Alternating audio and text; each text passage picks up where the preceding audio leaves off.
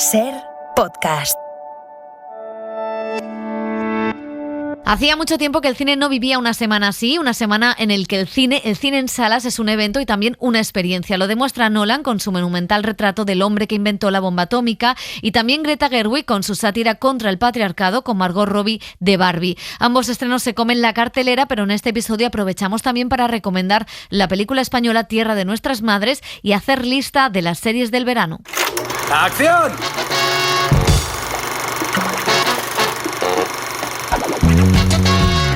El cine en la SER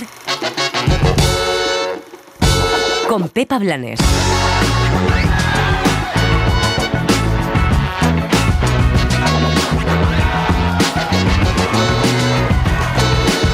Greta Gerwig demuestra que se pueden romper todos los mitos y etiquetas. Es lo que hace en Barbie, película teñida de rosa sobre la famosa muñeca con Margot Robbie y Ryan Gosling. Tienes que ir al mundo real. Puedes volver a tu vida normal o puedes conocer la verdad del universo. Tú decides. Lo primero, los tacones. Tienes que elegir lo segundo, ¿vale? Christopher Nolan ahonda temas actuales como la guerra, la lucha contra el fascismo, las persecuciones. Lo hace en Oppenheimer, la biografía del físico que inventó la bomba atómica y fue acusado de comunista. Solo tenemos una esperanza. Toda la potencia industrial y la innovación científica de Estados Unidos concentradas aquí. Un laboratorio secreto. Nadie saldrá de él hasta que esté terminada. El surrealismo le sirve a la actriz Liz Lovato para denunciar la situación de abandono de muchos pueblos y zonas rurales. Lo hace en Tierra de nuestras madres. Te han denegado la ayuda por dependencia. Vale, mañana. Ya no compran saldeñeras nada más que 4 o 5 viejos. Tendré que vender complementos, digo yo. Si necesitan descargar adrenalina antes de las elecciones, su película es Insidious, nueva entrega de una de las sagas más terroríficas de Hollywood. ¿Estáis listos? Listos para olvidar el más allá de una vez por todas. Mi cerebro ha estado confuso estos últimos años. Lo único que siempre he querido es ser un buen padre. Y en televisión, tomen nota, tenemos lista de series que se estrenan estas vacaciones, como por ejemplo la segunda temporada de The Bear y The Heartstopper. ¿Esto significa que somos novios? Sí. ¿No había quedado claro las últimas 10 veces que nos liamos? Barbie. Hola, Barbie. Hola, Barbie. Hola, Barbie. Hola, Barbie. Hola, Barbie. Hola, Ken. Hola, Ken. Hi, Barbie. Hi, Ken. You wanna go for a ride? Sure, Ken. Jump in. I'm a Barbie girl in the Barbie world. Life in plastic. Hola, ¿qué tal? Bienvenidas y bienvenidos a El Cine en la SER, último programa de la temporada, en plena jornada de reflexión y con una selección de estrenos esta semana que demuestran que no hay película inocente, que todo tiene una lectura social, política, y aquí estamos para analizarla. José Manuel Romero, ¿qué tal? ¿Qué tal, Pepa? ¿Y qué nos gusta eso? Eso lo sabe bien Greta Gerwig, actriz, directora y guionista, que en sus historias siempre busca darle una mirada personal y política. Lo hizo en Lady Bird, en Mujercitas, y lo hace ahora en Barbie, una película que disecciona esa muñeca rubia, esbelta y perfecta que ha marcado a varias generaciones y que fue un icono de la geopolítica estadounidense. Lo hace con Margot Robbie y con Ryan Gosling. Muñeca sexualizada y con medidas que han acomplejado a generaciones y generaciones de niñas, Barbie es un objeto de geopolítica, un objeto de consumo y un elemento perfecto para diseccionar la masculinidad, la feminidad y hasta el mismísimo Hollywood. Ahora las más pequeñas ya pueden conocer el maravilloso mundo de Barbie con Mi Primera Barbie, creada para que puedan expresar su imaginación y su habilidad manual, fácil de vestir y de peinar. Te quiero, Barbie. Rubia y esbelta como la propia muñeca, la actriz Margot Robbie supo desde el principio que quería a Greta Gerwig para levantar uno de los proyectos de su nueva productora, la película Barbie, tras negociar con Mattel, la empresa de juguetes, y obtener el visto bueno de Warner. About 5 years ago, we sat down with the head of the real life Mattel CEO. ¿Cómo empezamos? Hace unos 5 años. Nos sentamos con el CEO de Mattel en la vida real, la versión real de Will Ferrell en la película, y salió una propuesta a nuestra productora de que quería hacer una película de Barbie. Yo más o menos sabía que quería a Greta Gerwig al frente y a Noah Baumbach, su compañero creativo y compañeros de vida. Escribieron un guión increíble y luego fuimos a Warner Bros. Y empezamos a traer a este extraordinario grupo de cineastas, actores y bailarines. Y quedamos aquí en Londres y fue una experiencia increíble, así que ahora es bonito por fin compartirlo con todo el mundo.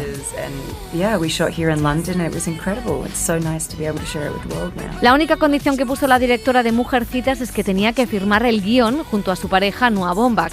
Apostaron por el humor y por el punto de vista feminista para llevar a la gran pantalla a la muñeca más famosa del mundo, símbolo del American Way of Life y el objeto de geopolítica más importante después de la Coca-Cola, que genera pasiones y odios a partes iguales. ¡Hola, Barbie! Hola, Ken. Hola, Barbie. Hola, Barbie. Hola, Barbie. Hola, Barbie. Hola, Barbie. Hola, Barbie. Hola, Ken. Hola, Ken. La voz de Helen Mirren, la narradora de este cuento de hadas que trata de romper las estructuras tradicionales, nos traslada a Barbiland, una ciudad de cartón piedra en tonos pastel donde viven las Barbies. Ellas son diversas, listas, guapas, dominan el mundo, dirigen el país, lideran la carrera espacial, presiden la judicatura, son cirujanas. Oye, Barbie, ¿puedo ir a tu casa esta noche? ¡Claro! No voy a hacer nada especial, solo una chupifiesta con todas las Barbies. Hemos preparado un acorio con canción y todo. ¡Pásate! Suena guay. Y a su lado, los Ken, hombres como un accesorio, como el más uno de la Barbie, la pareja en un segundo plano al servicio de la mujer. Siempre he pensado en eso de una manera divertida, porque la película se basa en lo que son estas muñecas y en sus relaciones. Lo divertido era crear ese mundo de espejos donde lo que está arriba está abajo y en otro momento lo que está abajo está arriba y hacerlo de manera divertida. Y pasa de estar en lo más bajo del sistema a ponerse al frente. Eso fue muy divertido hacerlo con Ryan y Margot. En realidad, en ese mundo, Ken necesita más derechos, pero claro, luego él piensa que el patriarcado es que hombres y caballos dirijan el mundo.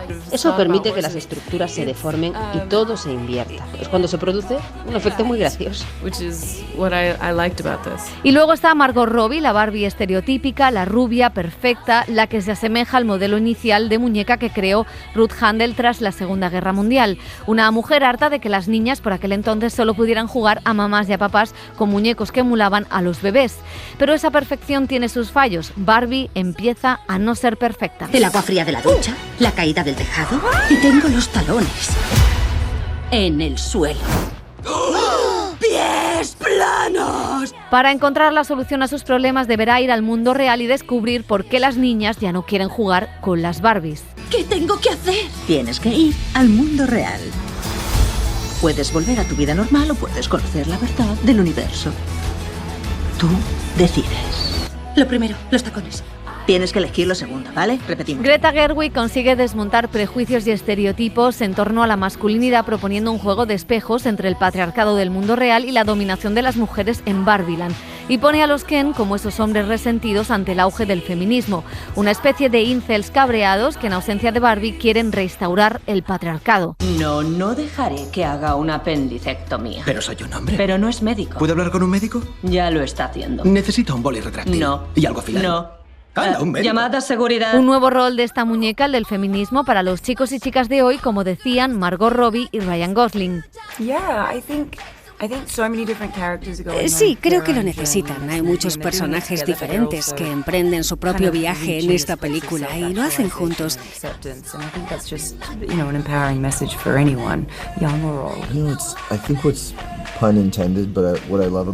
Lo que me gusta de esta película es que no se le puede poner etiquetas. Tiene muchas capas y hay muchos debates en torno a ella. Y no me gustaría centrarme en uno en particular.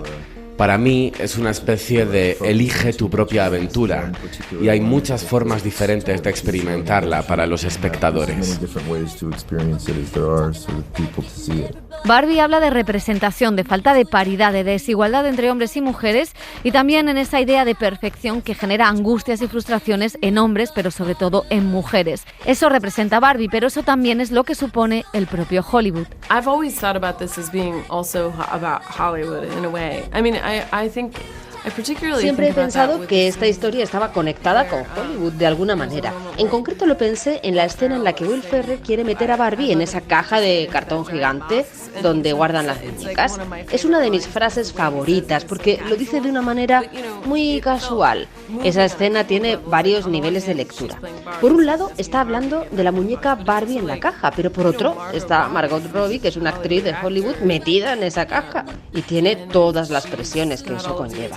Y esa idea de que cualquier corporación quiere meterla en una caja, que es más o menos por lo que ella ha tenido que pasar y por lo que ha luchado en la industria, eso me pareció que tenía relación con Hollywood. That's pretty much what she has to go through and fight against and sort of navigate around. And so it always felt connected to that for me. La película intenta dar espacio a todo tipo de cuerpos y procedencias. Emma McKee, Kate McKinnon, Dua Lipa, John Cera, Simu Liu o Will Ferrell, como el CEO de Mattel, y también Issa Rae, la presidenta del gobierno de Barbieland negra.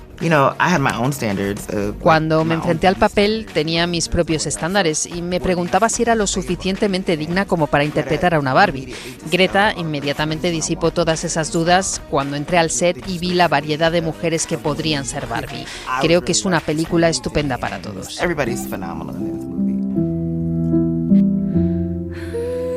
Y frente a toda esta disección hay también una historia de madres e hijas, como la había en Lady Bird, ópera prima de su directora. América Ferrara es la madre hispana que trata de conectar con su hija adolescente que aborrece a Barbie por lo que representa. ¡Wow! ¡Esto es el mundo real!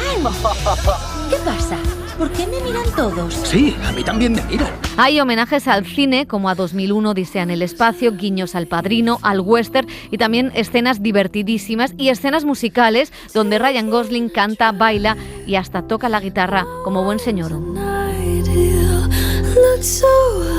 Barbie es uno de los estrenos del verano, del año, que compite con otra superproducción, Oppenheimer. Es la nueva película de Christopher Nolan, director con sello personal que ha ido evolucionando a lo largo de su carrera sin perder sus señas de identidad. El tiempo, la ciencia, la verdad y la historia han ido colándose en títulos como Dunkerque, Tenet, Memento o El truco final. Ahora adapta la biografía de Robert Oppenheimer, científico que creó la bomba atómica, figura controvertida, que fue víctima de la caza de brujas. Cillian Murphy, Emily Blunt, Robert Downey Jr., Gary Oldman o Matt Damon son los actores de los que se ha rodeado el director para contar esta historia que advierte del peligro del fascismo y de la guerra. En su carrera, Christopher Nolan ha desafiado los límites de la memoria. Desde el golpe no puedo crear nuevos recuerdos. De los sueños. Introducimos al sujeto en ese sueño. Del tiempo. Viaja hacia adelante en el tiempo. Del espacio. Mundos potencialmente habitables a nuestro alcance. Y también del amor. El amor es lo único que trasciende el tiempo y el espacio. De Memento a Origen, Tenet o Interstellar, la fantástica trilogía del Caballero Oscuro merece mención aparte. Su cine es físico, filosófico y también perversamente romántico. En Oppenheimer, la nueva superproducción del director británico, convergen muchas de sus obsesiones, las de un autor humanista y científico, las de un artesano que busca comprender el mundo. Christopher Nolan adapta la biografía Prometeo americano, el triunfo y la tragedia de Robert Oppenheimer, premio Pulitzer en 2005, que firman Kai Baer y Martin Sherwin. Es cuestión de vida o muerte, pero yo puedo obrar este milagro. La Segunda Guerra Mundial terminaría, nuestros chicos volverían a casa. Un monumental recorrido por la vida y obra del padre de la bomba atómica, por la carrera armamentística de la Segunda Guerra Mundial. Estamos en una carrera contra los nazis. Y por sus consecuencias en la Guerra Fría. Y sé lo que significaría que los nazis tuvieran una bomba. Una historia de científicos, políticos y espionaje que inoculó el miedo en varias generaciones y hoy sigue siendo la principal amenaza global. Ahí están los famosos botones nucleares como un fantasma en la sombra ante los movimientos geopolíticos por la invasión rusa de Ucrania. Christopher Nolan. Sinceramente, cuando estaba empezando a escribir, tuve una conversación con uno de mis hijos adolescentes y me dijo literalmente: ¿pero a alguien todavía le preocupan las armas nucleares? 2 años después no hace esa pregunta. Nadie hace esa pregunta. Y eso es lo que pasa con nuestro miedo al apocalipsis nuclear. Nuestro miedo a las armas nucleares va y viene con los movimientos de la sociedad, pero el peligro nunca va y viene. Pero para mí, esta película tenía que estar infectada por ese trasfondo de pavor que es la presencia de armas nucleares en nuestro mundo que Oppenheimer introdujo y que nunca desaparecerá. Ese tormento, ese miedo acompañó a Oppenheimer toda su vida, de ahí la famosa frase que pronunció en un documental en 1965. Me he convertido en la muerte, en el destructor de mundos. A Nolan, sin embargo, le interesa todo el proceso anterior, cómo se llegó hasta ahí y cómo un triunfo de la investigación científica fue utilizado por el poder y cambió la relación de los científicos con el servicio público. Y para eso hay pocas historias más fascinantes que la de Robert Oppenheimer, hombre brillante, contradictorio y ególatra, al que interpreta el irlandés Cillian Murphy. Y no lo entenderán hasta que la hayan utilizado. Hijo de un inmigrante judío, fue un niño que siempre unió sus pasiones, la ciencia y la química, con la filosofía y la poesía. Estudió en Harvard, luego en Cambridge, conoció a los físicos nucleares más reputados de Europa, incluido el alemán Heisenberg, hasta que fue reclutado como profesor e investigador en Estados Unidos. Vamos a reclutar científicos. Construya un pueblo y hágalo rápido. Si no deja que los científicos traigan a sus familias, no tendremos a los mejores. Ahí, en los años 30, empezó a combinar su fervor por los átomos con su compromiso político. Impulsó la sindicalización en las aulas y empezó a asistir de forma regular a reuniones y fiestas de los comunistas americanos. Su hermano se afilió al partido, su amante, en la película interpretada por Florence Pugh, era una enérgica activista, y la que sería su mujer, el papel de Emily Blunt, estuvo casada con un joven que desapareció en España luchando con las brigadas internacionales. El mundo recordará este día. Lo que hagamos aquí garantizará una paz que la humanidad nunca ha visto. Hasta que alguien fabrique una bomba más potente. A las puertas de la Segunda Guerra Mundial y con el nazismo ya instalado en Alemania, son varias las menciones durante la película a la Guerra Civil Española y su apoyo intelectual y también con donaciones a un gobierno democrático frente al alzamiento fascista. It's very important to see an aspect of Oppenheimer's political thought. Es muy importante ver un aspecto del pensamiento político de Oppenheimer. Él no estaba vinculado estrictamente al dogma del Partido Comunista, porque las acusaciones de ser miembro del Partido Comunista las negó siempre con vehemencia. Su activismo y su curiosidad intelectual por esas ideas eran otra cosa, pero también le apasionaba la lucha contra el fascismo. Y eso se expresó en su apoyo en la Guerra Civil Española, al bando republicano.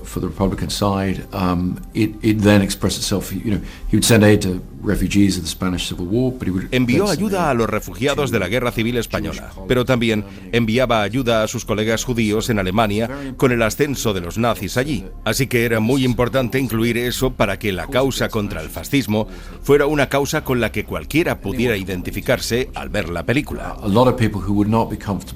Mucha gente que no se siente cómoda identificándose como simpatizante del comunismo tiene que entender la época. Y en ese momento el comunismo estaba alineado con la lucha contra el fascismo, que era una lucha noble. Tienen que entender eso de Oppenheimer. No lo condenamos. Esa es la forma en la que he intentado abordar toda la historia para entenderlo y no juzgarlo. Y creo que ver su compromiso por ayudar a las personas afectadas por la Guerra Civil Española es muy importante.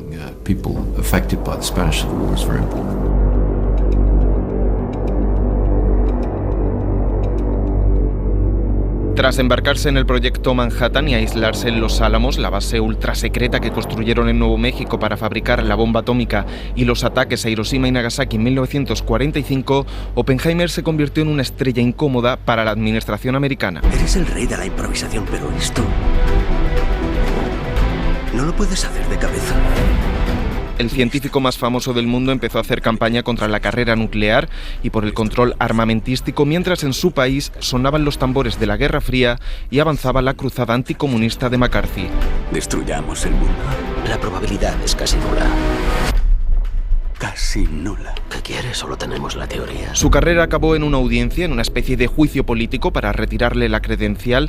Esa vista, por la que unos lo consideraron un chivato y otros un mártir de la ciencia frente al militarismo, es la que usa Christopher Nolan como eje narrativo y circular de una historia que abarca más de 15 años. El cineasta no renuncia a su estilo, como ya pasó en Dunkerque, para levantar este monumental thriller político, científico y psicológico con Cillian Murphy en el centro, con la mirada incendiada del protagonista de Peaky Blinders devorando la pantalla. It's like a thriller, it's a love story. To me there's elements of horror in there as well, you know, for sure. Es un thriller, es una historia de amor, tiene elementos del cine de terror y eso es muy atractivo para el público. La era que retrata, estés familiarizado o no con lo que sucedió en 1945, es muy envolvente. La película te agarra por el pescuezo desde el principio y no te deja respirar hasta el último fotograma. Es una experiencia cinematográfica absolutamente inmersiva.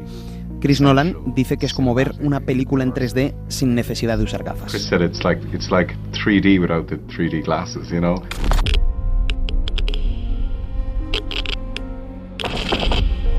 Esto es una emergencia nacional. Rodada en 65 milímetros en IMAX, Nolan entra en la cabeza de su protagonista con primeros planos y el uso del color, como hiciera en Memento con Guy Pearce, alterna secuencias en blanco y negro. Kodak tuvo que fabricar ex profeso ese tipo de celuloide para jugar con el punto de vista. En el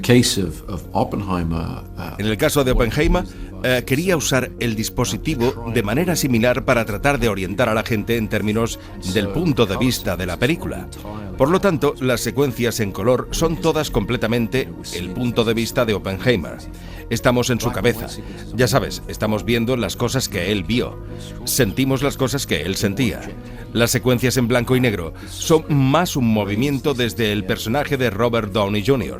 Es una visión más objetiva de Oppenheimer.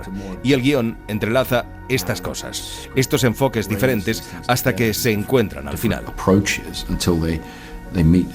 Tú eres el hombre que les ha dado el poder de autodestruirse. Y el mundo no está preparado.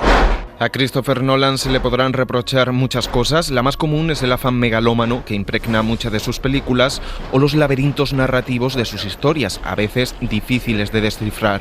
Pero no hay un autor en el siglo XXI más ambicioso, desafiante y comprometido con la experiencia cinematográfica. 3. Truman debe saber qué es lo siguiente. 2. ¿Lo siguiente? 1. En su cine, para bien o para mal, el espectador no contempla una pantalla, convive con las imágenes. Oppenheimer es una inmersión apasionante, su mejor película hasta la fecha.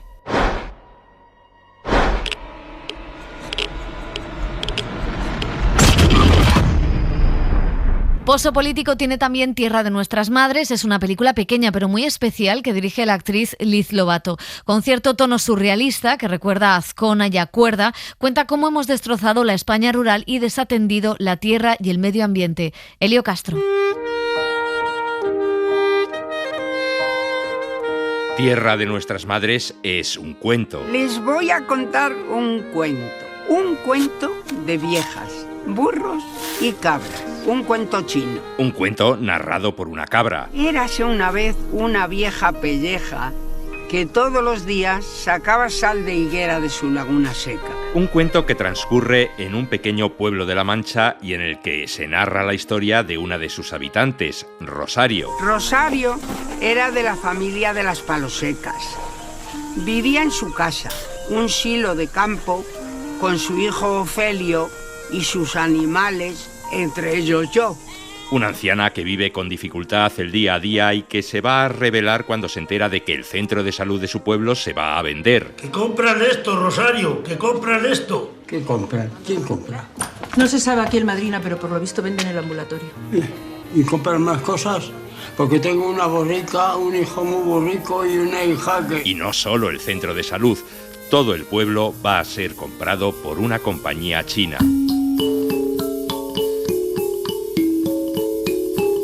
Tierra de nuestras madres está basada en los propios recuerdos de la directora, la actriz Liz Lovato. Lo que pasa es que todas estas personas, todas estas historias, las conozco, y la cuestión de los desheredados y de ver cómo se van socavando las raíces y la gente se va yendo y va abandonando, eso claro, que lo he vivido y que me da mucho coraje. De hecho, la voz de la cabra, la narradora de este cuento, es la voz de su propia madre.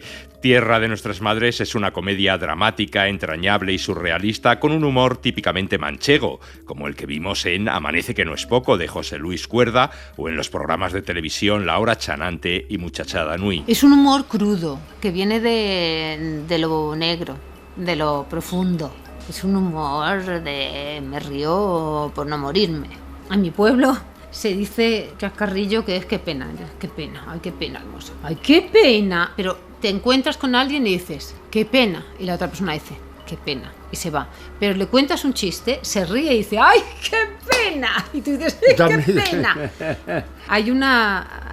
Hay no una confusión, pero sí una mezcla de tristeza y alegría y muerte y vida que es muy explosiva. Una película filmada en blanco y negro. Es una historia que no podía ser en color, que no tiene que ver con una realidad concreta, sino con una realidad más simbólica, menos real, más surreal. Entonces creo que lo evoca más el blanco y negro, que nos deja poner a nosotros los colores a cada uno y nos muestra los contrastes. Y para rematar el carácter surrealista de esta película, Rosario, la anciana protagonista de la historia, está interpretada por un hombre, Saturnino García, el ganador del Goya al actor revelación en 1994 por Justino, un asesino de la tercera edad. Primero fue lo matriarcal. Antiguamente lo que figuraba era el matriarcado y el poderío que tenía en la sociedad era el matriarcado.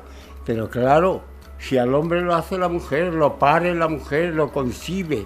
Hay algo más milagroso eso. Después, cuando una sociedad se hace machista y la mujer como que está relegada a segundos planos y tal, es un error terrible y hasta mortal. Tierra de nuestras madres habla de la despoblación de los pequeños pueblos del interior de nuestro país y de cómo la especulación y los negocios de grandes compañías acaban con la forma de vida tradicional en el mundo rural. La motivación era hacer visibles las expulsiones en el medio rural, que ocurren en gran parte del mundo y de las que vemos a veces imágenes, pero las ignoramos. Una película que se ve con una sonrisa, pero también con cierta melancolía, porque muestra un mundo que va desapareciendo. Así es Tierra de nuestras madres, de Liz Lovato, la extraña e inclasificable película que llega ahora a los cines, protagonizada por un Saturnino García haciendo de una mujer, un actor que a sus 88 años seguirá en activo hasta que, como dice él, entregue la cuchara. Yo fui emigrado allá para el País Vasco y allí tenían ese dicho mucho, por morir decían entregar la cuchara. Hasta que entregue la cuchara yo estoy trabajando, en activo, por supuesto.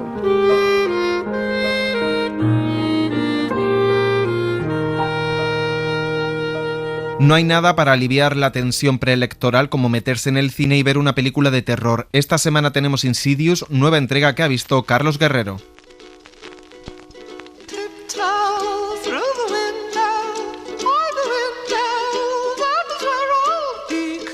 Vuelve la saga Insidious con una quinta entrega. Insidious, La Puerta Roja, continúa la historia de la familia Lambert, años después de la primera película y con el reparto original al completo. No es la casa lo que está embrujada.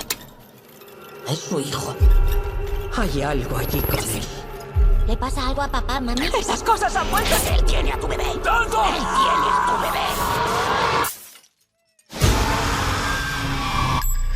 9 años después, los Lambert han borrado su memoria y parecen haber retomado sus vidas tras las posesiones demoníacas del primer Insidious.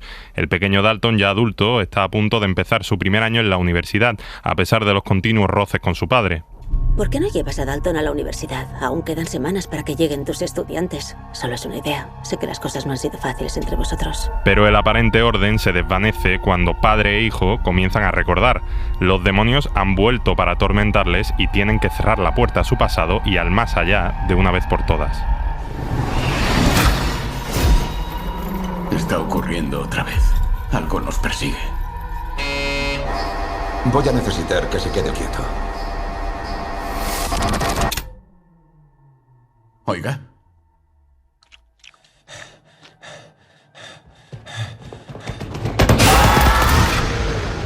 Patrick Wilson, que interpreta a Josh Lambert a lo largo de la saga Insidious, dirige y protagoniza el capítulo final de la familia Lambert.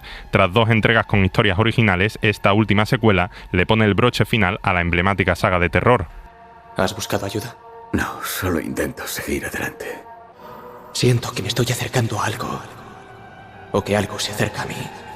Ayúdame. La trilogía de los Lambert comenzaría en 2010 con la entrega original de Insidious, que consiguió una recaudación de $97 millones sobre $1,5 millones invertidos, catapultando la saga y a su director, James Wan. He entrado en el cuarto de Dalton. Hay algo allí con él. ¡Dalton! ¡Dalton! Conozco a alguien que podría ayudaros. Hemos hecho lecturas con el medidor Trifil por toda la casa. Instalación eléctrica, despertadores. No creo que sea un problema de la instalación. Desde entonces, la saga Insidious se ha convertido en una de las favoritas de los amantes del terror y se ha consagrado en taquilla gracias a excelentes datos de recaudación. La Puerta Roja ha recabado ya 32 millones en su fin de semana de apertura en Estados Unidos, superando a su anterior entrega, La Última Llave. Está en mi cabeza.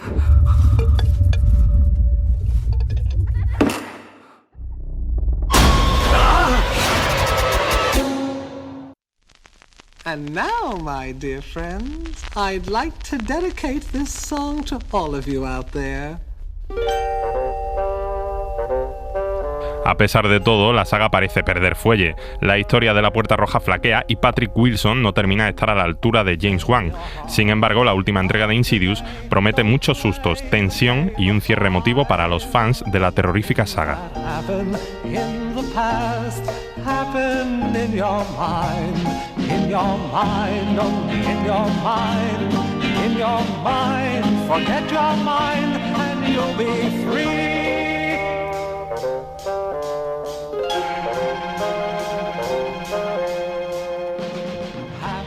El cine en la SER con Pepa Blanes.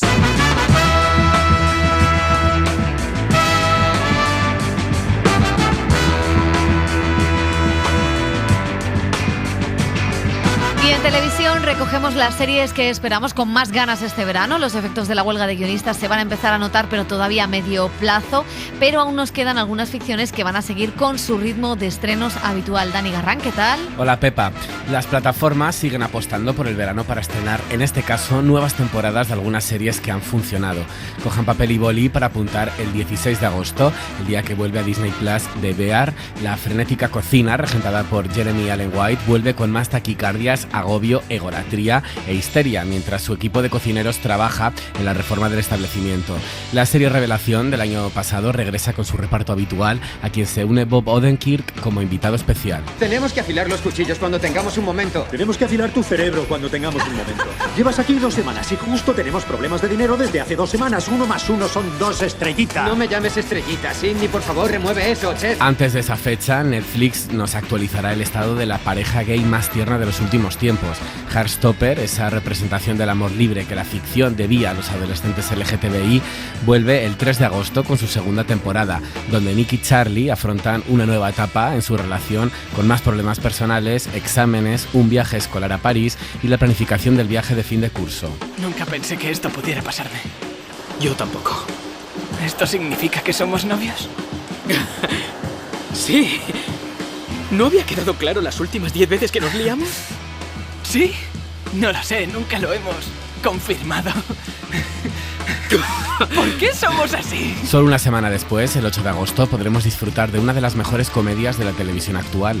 Solo Asesinatos en el Edificio regresa a Disney Plus con su tercera temporada para continuar con las aventuras del trío protagonista, que comparte esa obsesión con los podcasts de True Crime mientras investigan asesinatos en Nueva York. El ecléctico pero fabuloso trío, formado por Steven Martin, Martin Short y Selena Gómez, se une a una de las grandes de la interpretación, Meryl Streep. La teníamos delante de las narices. La contadora de historias / artista que nos incrimina para que no compitamos. ¿Y ahora cómo la cogemos? No va a ser fácil, pero tengo un plan. ¿Cuál? Lo siento, creía que se me ocurriría en este momento, pero no tengo nada. Ya.